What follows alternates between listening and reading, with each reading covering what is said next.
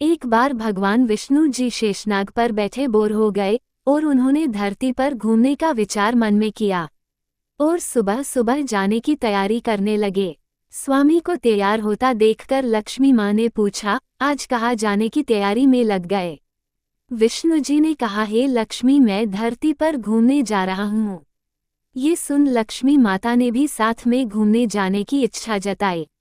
विष्णु भगवान ने कुछ देर सोचा, फिर कहा, एक शर्त पर, तुम मेरे साथ चल सकती हो। धरती पर पहुंचकर उत्तर दिशा की ओर बिल्कुल मत देखना। इसके साथ ही माता लक्ष्मी ने हाँ कह के बात मान लिए। माता लक्ष्मी और विष्णु भगवान धरती पर पहुंच गए। अभी सूर्य देवता निकल रहे थे। रात में बरसात होकर हटी थी। चारों ओर हरियाली ही हरियाली थी। उस समय चारों ओर बहुत शांति थी और धरती बहुत ही सुंदर दिख रही थी। माँ लक्ष्मी ये सब देखकर काफी प्रसन्न और उत्साहित हो गई और भूल गई कि पति को क्या वचन देकर आई है और चारों ओर देखते हुए कब उत्तर दिशा की ओर देखने लगी पता ही नहीं चला। उत्तर दिशा में माँ लक्ष्मी को एक बहुत ही सुंदर बगीचा नजर आया और उस तरफ से भीनी भीनी खुशबू आ रही थी और बहुत ही सुंदर फूल खिले थे।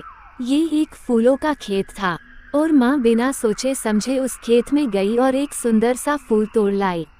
लेकिन ये क्या, जब माँ लक्ष्मी भगवान विष्णु के पास वापस आई तो विष्णु जी के आंखों में आंसू थे और भगवान विष्णु ने माँ लक्ष्मी जी से कहा कि कभी भी किसी से बिना पूछे उसका कुछ भी नहीं लेना चाहिए और साथ ही अपना वचन भी याद दिलाया। माँ लक्ष्मी को अपना भूल का पता चला तो उन्होंने भगवान विष्णु से इस भूल की माफी मांगी।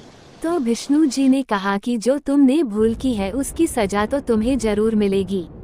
जिस मालिक के खेत से बिना पूछे फूल तोड़ा है यह एक प्रकार की चोरी है, इसलिए अब तुम 3 साल तक मालिक के घर का नौकर बनकर रहना होगा। उसके बाद में तुम्हें बैकुंठ में वापस बुलाऊंगा। माँ लक्ष्मी ने चुपचाप सर झुकाकर हाँ कर दी और माँ लक्ष्मी एक गरीब औरत का रूप धारण करके उस खेत के मालिक के घर गई। घर क्या, एक झोपड़ा था और मालिक का नाम रमेश था। रमेश का 2 बेटा और 3 बेटियां थी। सभी उस छोटे से खेत में काम करके किसी तरह से गुजारा करते थे। माँ लक्ष्मी जब एक साधारण और गरीब बनकर रमेश के झोपड़ी पर गई तो रमेश ने पूछा, बहन तुम कौन हो और इस समय तुम्हें क्या चाहिए? तब माँ लक्ष्मी ने कहा, मैं एक गरीब औरत हूँ, मेरा देखभाल करने वाला कोई नहीं है। मैंने कई दिनों से खाना नहीं खाया है, मुझे कोई काम दे दो, साथ में मैं तुम्हारे घर का काम भी कर दिया करूँगी। बस मुझे अपने घर में एक कोने में आसरा दे दो। रमेश बहुत ही अच्छे दिल का मालिक था, उसे दया आ गई, लेकिन उसने कहा, बहन मैं तो बहुत ही गरीब हूँ, मेरे कमाई से मेरे घर का खर्च मुश्किल से चलता है। लेकिन अगर मेरी 3 बेटी की जगह 4 बेटियाँ होती तो भी मैंने गुजारा करना था। अगर तुम मेरी बेटी बनकर जैसा रूखा सूखा हम खाते हैं उसमें रह सकती हो तो बेटी अंदर आ जाओ। रमेश ने माँ लक्ष्मी को झोपड़ी में शरण दे दी और माँ लक्ष्मी 3 साल तक रमेश के घर नौकरानी बनकर रही। जिस दिन माँ लक्ष्मी रमेश के घर आई थी उसके दूसरे दिन ही रमेश को काफी आमदनी हुई। फूलों से प्राप्त धन से रमेश ने एक गाय खरीद ली। फिर धीरे धीरे रमेश ने काफी जमीन खरीद ली। फिर सब ने अच्छे अच्छे कपड़े खरीद लिए, घर को भी बड़ा और पक्का बनवा लिया। रमेश को एहसास हो रहा था कि जब से ये गरीब लड़की आई है मेरे घर में तब से मेरा आमदनी अच्छा हो रहा है।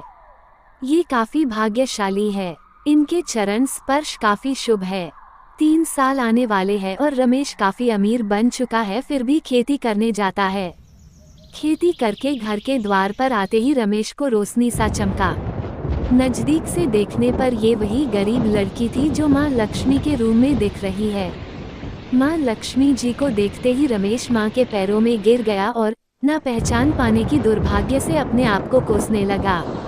माँ लक्ष्मी का रूप से सारा घर उजाला हो उठा था।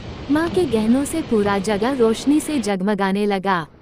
लक्ष्मी माँ ने रमेश को अच्छा इंसान के रूप में आशीर्वाद देते हुए कहा कि कभी भी तुम्हारे घर में खुशियों और धन की कमी नहीं होगी। कहकर माता लक्ष्मी अपने पति भगवान विष्णु धाम चली गई।